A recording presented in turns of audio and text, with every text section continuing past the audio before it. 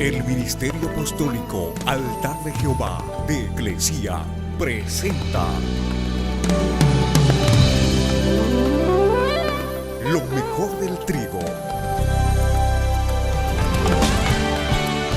Apóstol Lourdes Bravo de Villar. Vaya su Biblia.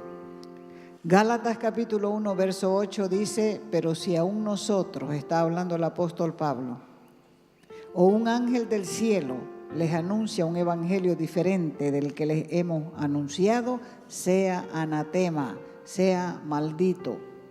Verso 9. Como antes hemos dicho, también ahora lo repito. ¿Qué va a repetir? Lo mismo. Si alguien les predica un evangelio diferente del que han recibido, sea anatema, sea maldito. ¿Acaso busco ahora la aprobación de los hombres o la de Dios? ¿O trato de agradar a los hombres? Si todavía agradara a los hombres, no sería siervo de Cristo. ¿Existe otro evangelio? Si miramos la iglesia de hoy, parece que sí. Antes se usaba mucho la palabra creyente para los cristianos como sinónimo de seriedad, de honestidad, de integridad y de respeto. Hoy la palabra creyente no significa nada porque no tiene el testimonio de antes. Hasta el nombre ha sido cambiado por evangelista.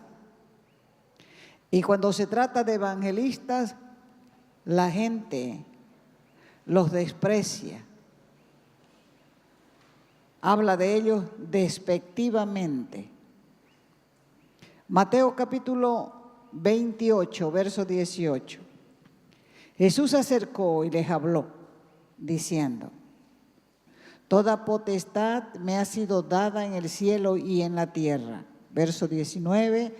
Por tanto, vayan y hagan discípulos a todas las naciones, bautizándolos en el nombre del Padre, del Hijo y del Espíritu Santo, y enseñándoles que guarden todas las cosas que les he enseñado.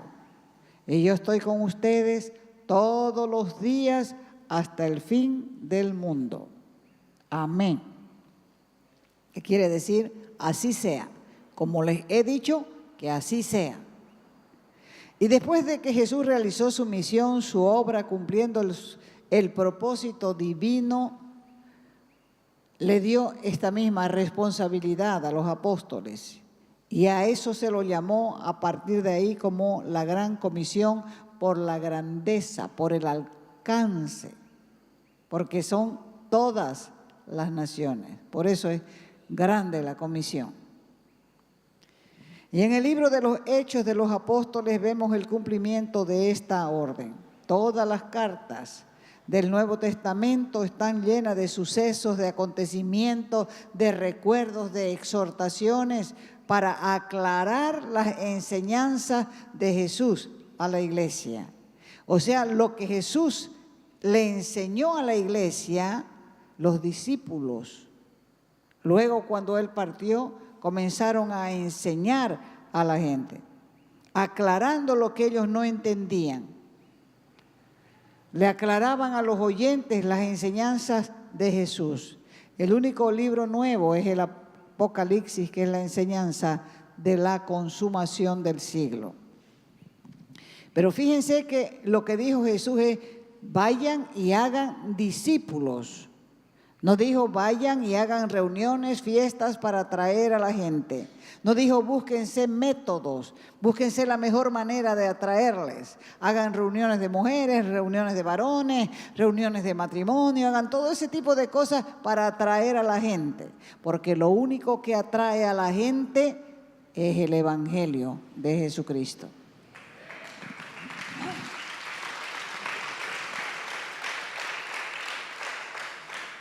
Y nosotros lo hemos probado todo, porque uno comienza a entrar en esa enseñanza Y es una maraña de invitaciones y qué sé yo, la tarjetita del amigo, la cena del amigo y una porción de cosas que no dan resultado y al final fracasan. Y queda toda esa papelería ahí botada que no sirve para nada. La orden fue dada, hagan discípulos. ¿Cómo se hacen los discípulos? ¿Cuál es el mensaje que produce discípulos? Un discípulo es un aprendiz de un maestro. Más se refiere al fundador de una religión. Jesús tenía discípulos, los fariseos tenían discípulos, los herodianos tenían discípulos, Juan Bautista también tenía discípulos, pero los discípulos de Jesús se llamaban los discípulos de Jesucristo. Y de esos discípulos, Él sacó 12 apóstoles. Habían otros discípulos, José de Arimatea, Lázaro en Betania, Nicodemo y otros más, habían muchos más. Pero a los 12 se les llamó discípulos primero y después apóstoles. Porque un discípulo es un creyente, un santo, un cristiano, un convertido. Y vamos a ver cómo es que se pueden ir haciendo discípulos. Vamos a Mateo capítulo 13, verso 3. Les habló, dice, muchas cosas por parábolas diciendo, el sembrador salió a sembrar. Verso 4, y mientras sembraba, parte de la semilla cayó en el camino o junto al camino. Y vinieron las aves y la comieron. Las aves de esta escritura son los demonios que se roban la semilla que cae junto al camino.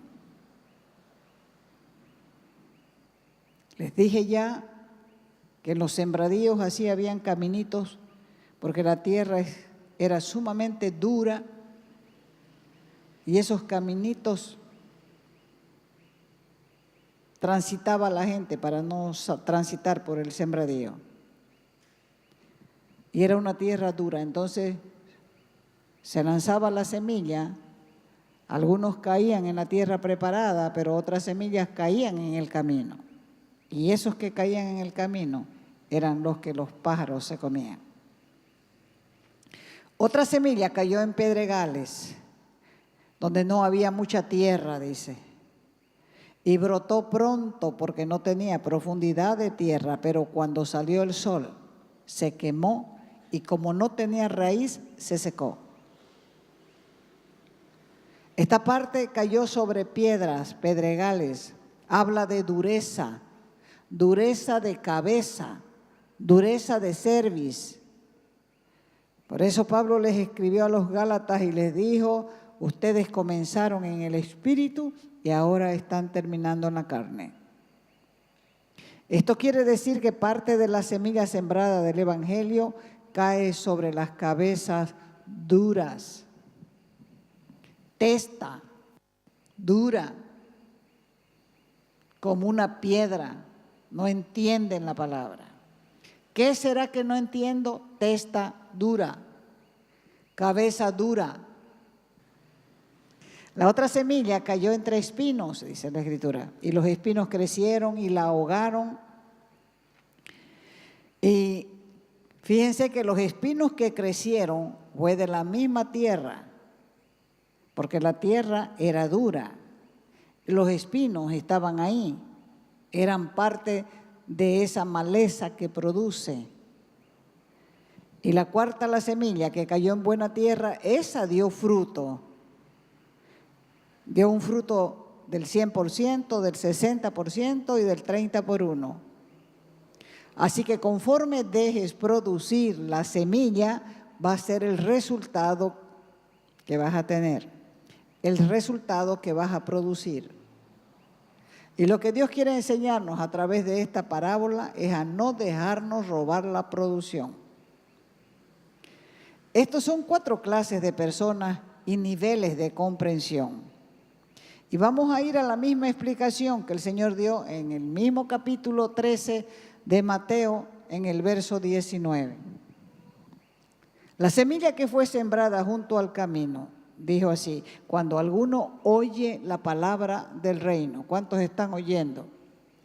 Entonces todos somos algunos. Cuando alguno oye la palabra del reino y no la entiende, no la comprende, no piensa, no cree, porque mucho razona, es porque tiene un corazón duro. El Señor Jesús en varias ocasiones le dijo a sus discípulos que tenían un corazón duro. Cuando Él les habló del pan, ellos ni siquiera entendieron, estaban pensando en el pan físico y Jesús estaba pensando en el pan espiritual que ellos estaban recibiendo a través de la enseñanza, y les dijo: ustedes no entienden porque tienen sus corazones endurecidos. Marcos 6:52.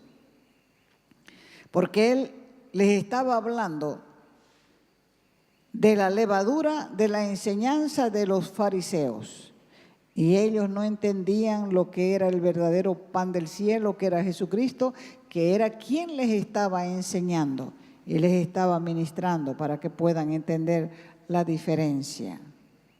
Además, hay alguien que le está robando, porque dice: viene el malo. ¿Quién es el malo? ¿Quién es el perverso? Es el diablo, que viene y arrebata.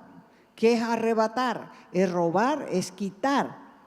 Por la fuerza, es saquear lo que fue sembrado en ese corazón duro. Y por lo tanto la semilla no entró, se quedó en la superficie, y vino el malo y se robó. Esto es lo que fue sembrado junto al camino. Por eso es importante prestar atención a la predicación, a la enseñanza, para que nadie te robe la semilla que está siendo sembrada, para que nadie te perturbe, para que nadie te distraiga, para que nadie te entretenga, dándole ocasión al ladrón para que te robe lo que estás escuchando. Cuando alguien está escuchando el mensaje, la predicación, el sermón, la palabra, la conferencia, no dejes que nadie te hable.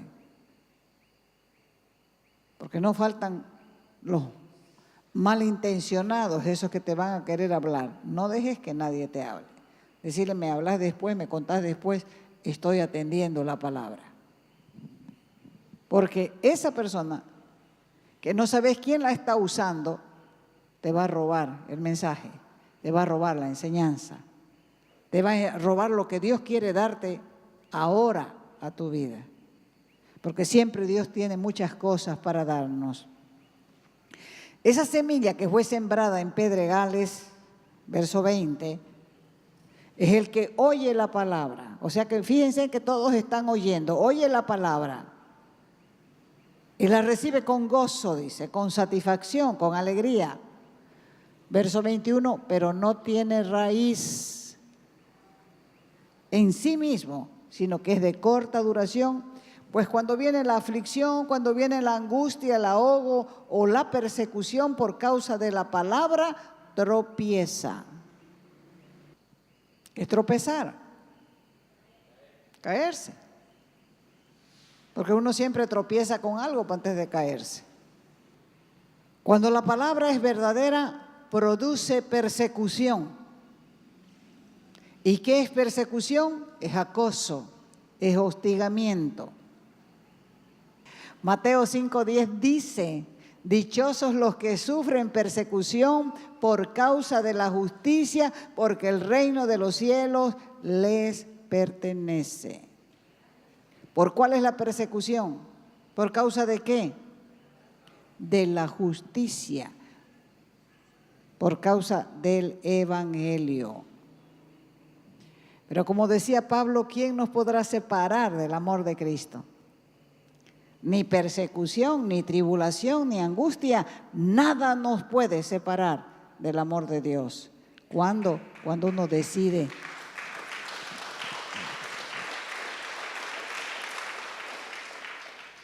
A algunos esa persecución los hace tropezar.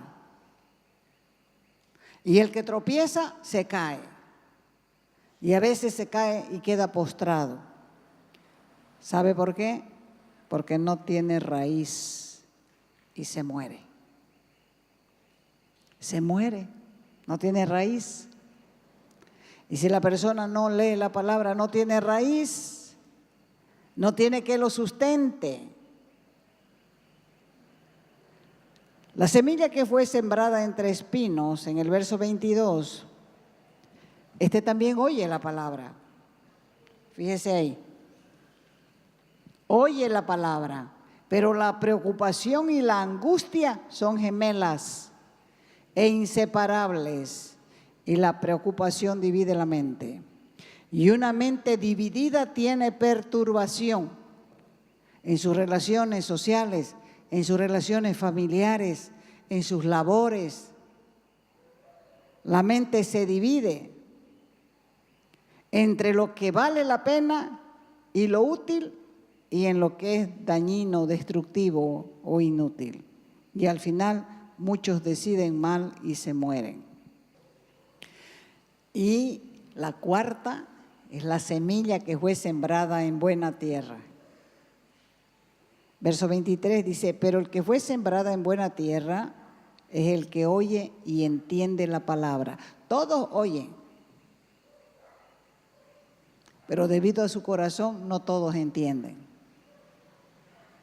Esta cuarta semilla es la que fue sembrada en buena tierra, es el que oye y entiende la palabra, y como la entiende, da fruto y produce a 100, a 60, a 30 por uno. O sea que el fruto depende de la manera que escuchamos.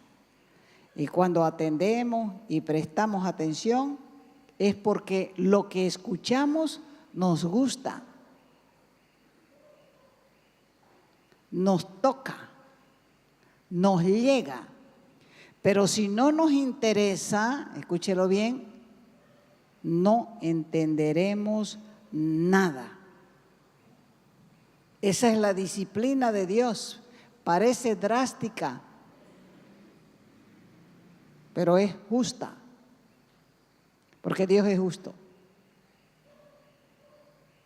Por eso cuando estudiamos la parábola del sembrador, lo primero que salta a la vista son los 4 tipos de terreno. Y lo que recalca es que la semilla es una sola. Una sola es la semilla es de reino. Entonces, aclaremos esto, solamente una semilla fue sembrada y esa semilla es la palabra del reino. ¿Quién es el sembrador? Es Jesús. Porque ustedes me ven a mí hablando, pero yo no estoy hablando mis palabras. Yo no tengo nada que darles. Lo que yo les digo es lo que Dios me ha enseñado a mí. Así que las palabras son de Él y son de su palabra, de la Biblia. Esa Biblia que tiene en la falda y a veces no la lee, de esa es la enseñanza.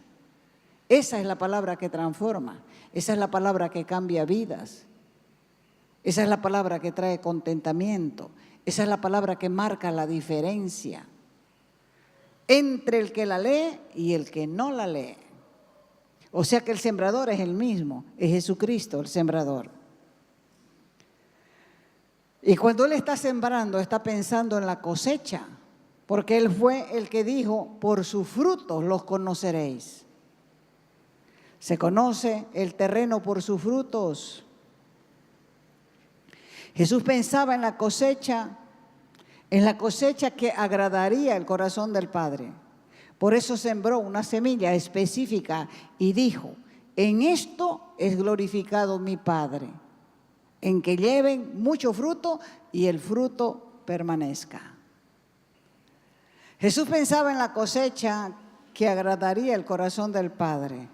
Por eso Él sembró la semilla específica y lo dijo, en esto es glorificado mi Padre, en que lleven mucho fruto y vuestro fruto permanezca.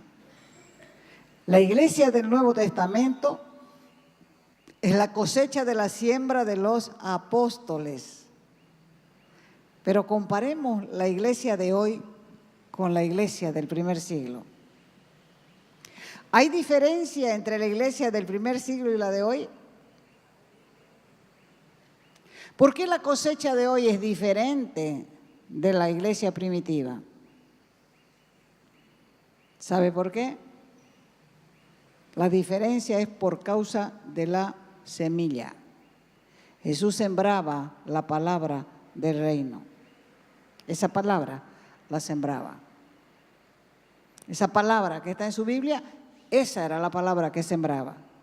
Mateo 24:14 dice, y será predicado este evangelio del reino en todo el mundo para testimonio a todas las naciones y entonces vendrá el fin. Lucas 8:1 dice, aconteció después que Jesús iba por todas las ciudades y aldeas predicando y anunciando el evangelio del reino de Dios y lo acompañaban los 12. ¿Qué es predicar? Predicar es exponer a la gente el mensaje de la palabra para que el ser humano pueda darse cuenta de su necesidad espiritual. Dios fundó la iglesia y en la iglesia somos todos. Y nos reunimos en la iglesia para aprender. Entonces, ¿dónde se predica? En la iglesia. ¿Y por qué se predica? Para que la gente pueda darse cuenta de su necesidad espiritual, porque esa necesidad espiritual jamás será saciada con discursos motivacionales, con discursos de cómo salir adelante en la vida, porque lo que el hombre necesita es a Dios y tendrá que arrepentirse y creer en el sacrificio de Cristo en la cruz y recién el hombre podrá ser libre de esa carga que tiene sobre su hombro, que es la carga del pecado. Un día Jesús les dijo a sus discípulos, ¿quién está diciendo la gente que soy? Ellos le dijeron, bueno, algunos están diciendo que eres Juan el Bautista, otros dicen que eres el profeta Elías, otros dicen esto, otros dicen esto otro. No, dijo él, yo quiero saber qué piensan ustedes. Y eso está en Mateo 16:16. Respondiendo Simón Pedro le dijo, tú eres el Cristo, el Hijo del Dios viviente. Y Jesús le respondió, bienaventurado eres, Pedro, porque tú eres una piedra pequeña, pero sobre lo que has dicho de que yo soy el Cristo, el Hijo del Dios viviente, una piedra grande, sobre eso voy a edificar mi iglesia. Y las puertas del infierno no van a prevalecer contra la iglesia que sea edificada sobre Jesucristo, la roca inconmovible de los siglos. ¿Qué es anunciar? Dice que Felipe anunciaba el evangelio del reino y el nombre de Jesucristo y la gente comenzaba a bautizarse, hombres y mujeres. ¿Y qué es anunciar? Es avisar, es comunicar, porque Dios quiere que anunciemos a su Hijo Jesucristo. ¿Para qué? Para que todos los conozcan, para que todos los hombres sean salvos. Y ha confiado la iglesia esa misión de hacer conocer a su Hijo, anunciando el perdón de pecados a través de Él. ¿Por qué? Porque Él quiere que todos los hombres lleguen al conocimiento de la verdad. Dice el libro de Hechos, capítulo 19, verso 8. Entrando Pablo, dice, en la sinagoga, habló con valentía por espacio de 3 meses. Se quedó en una sinagoga Pablo enseñando 3 meses, discutiendo, dice, y persuadiendo acerca del reino de Dios. Ahora, ¿qué es discutir? Es una conversación entre varias personas para examinar un asunto. ¿Y qué hacen esas personas? Están buscando la mejor manera de explicarlo. Ahí en esa discusión se defienden opiniones e intereses diferentes. Entonces, estaba Pablo discutiendo ahí 3 meses con la gente, persuadiéndolos, es decir, consiguiendo mediante razonamiento que las personas piensen de una manera determinada o que hagan ciertas cosas. Ese era el trabajo de Pablo, ese era el trabajo de los discípulos y ese es el trabajo que Dios nos ha encomendado a cada uno de nosotros. Vayan por todo el mundo, enséñenle a la gente, enséñenle, hagan los discípulos, enséñenles. Para ser discípulos hay que enseñarle. Y el que no quiere aprender es ¿por qué? Porque tiene una cabeza dura. ¿Saben por qué no entienden el evangelio del reino? Porque es un tesoro escondido y hay que buscarlo. El reino que Jesús sembró es el reino del fin de la independencia. Tengo que dejar de ser el dueño de mi vida para que Cristo reine y me gobierne. Porque la verdadera conversión no es cortar las ramas de pecados y hechos, es cortar la raíz de pecado y actitud para poder abandonar la independencia.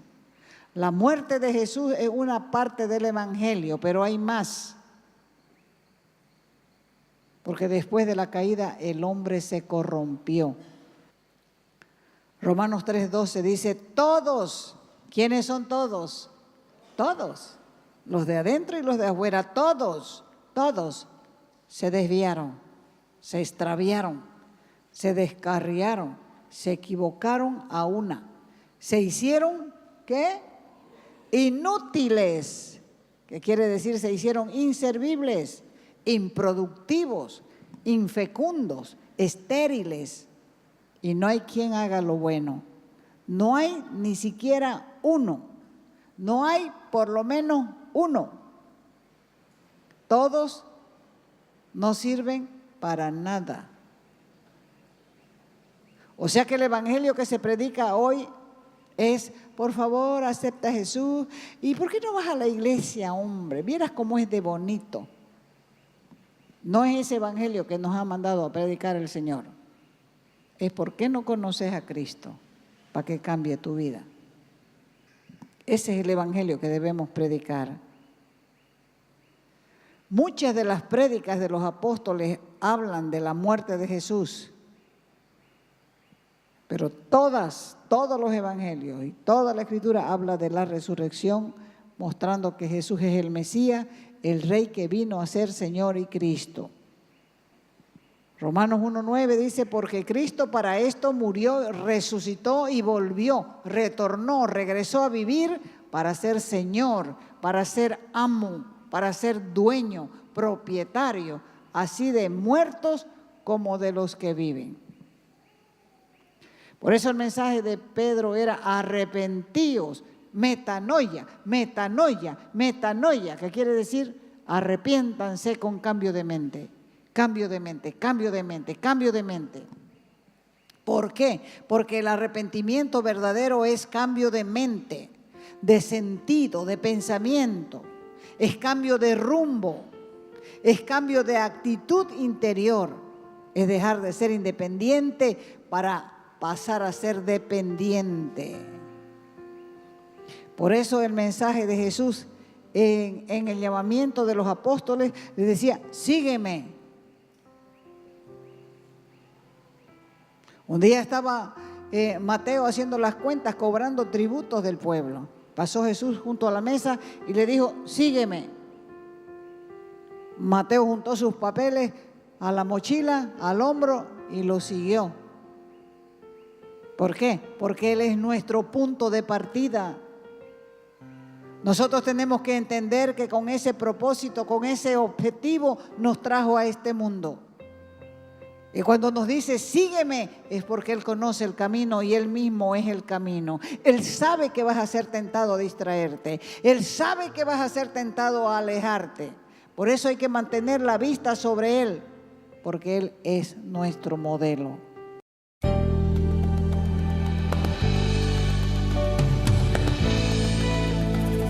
Te invitamos a nuestras conferencias los días viernes, sábados y domingos a las 20 horas y el domingo a las 10 de la mañana. Calle Nicolás Suárez, esquina Félix Pinto,